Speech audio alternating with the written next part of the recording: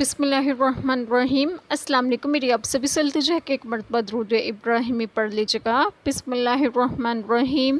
اللہم صلی علی محمد وعلی آل محمد کما صلیت علی ابراہیم وعلی آل ابراہیم انک حمید مجید۔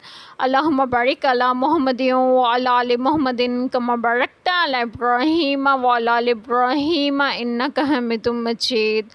بسم اللہ الرحمن الرحیم۔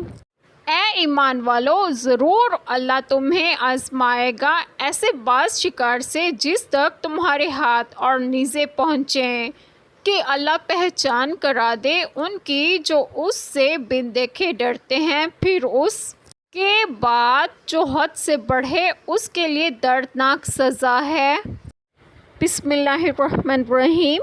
آج جو بات میں آپ لوگوں سے ڈسکس کروں گی وہ یہ ہے کہ اس آیت کریمہ میں ہے کہ اے ایمان والو، ضرور اللہ تعالیٰ تمہیں آزمائے گا ایسے بعض شکار سے جس تک تمہارے ہاتھ اور نیزے پہنچیں۔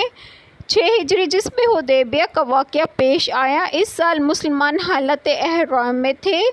اس حالت میں وہ اس آزمائش میں ڈالے گئے کہ جنگلی جانور اور پرندے بکثرت آئے اور ان کی سواریوں پر چھا گئے۔ ہاتھ سے پکڑنا، ہتھیار سے شکار کر لینا بالکل اختیار میں تھا۔ اللہ تعالیٰ نے یہ آیت کریمہ نازل فرمائی اور اس آزمائش میں وہ بفضل الہی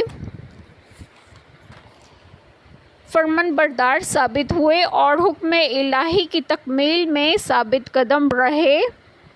اس آیت کریمہ سے پہلے سورۃ مائدہ کی آیت کریمہ 87 میں حلال چیزوں کو حرام ٹھہرانے سے منع کیا تھا۔ اب اس آیت کریمہ میں وہ حلال چیزیں ذکر کی ہیں جو کچھ وقت کے لیے بطور امتحان حرام فرمائی ہیں، یعنی احرام کی حالت میں خشکی کے جانوروں کا شکار کرنا منع کر دیا تاکہ فرمان برداروں اور نافرمانوں کی آزمائش ہو جائے کہ بن دیکھے اللہ تعالیٰ سے کون ڈرتا ہے، پھر جو اس کے بعد حد سے بڑھے تو اس کے لیے دردناک عذاب ہے۔ یعنی اب جب کہ احرام کی حالت میں خشکی کے جانوروں کا شکار منع کر دیا گیا ہے، یہ اور اگلی آیات اس وقت نازل ہوئی جب مسلمان حدیبیہ میں احرام باندھے ہوئے تھے۔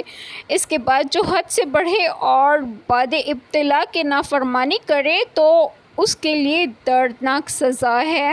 ایک چھوٹی سی دعا جو میں کروں گی کہ اللہ تعالیٰ ہم سب کے تمام گناہوں کو معاف فرمائے اور ہمیں صراط مستقیم کی راہ پر گامزن کرے اور آپ سب کی تمام جائز دعائیں قبول فرمائے، اور جو لوگ بے اولاد ہیں انہیں نیک اور صالحین اولاد عطا فرمائے، اور جو لوگ بیمار ہیں انہیں بھی صحت و تندرستگی عطا فرمائے، اور آپ سب کو آپ کے گھروں میں خوش و خرم رکھیں اور صحت و تندرستگی بھی دیں۔ آمین۔ جزاک اللہ خیر۔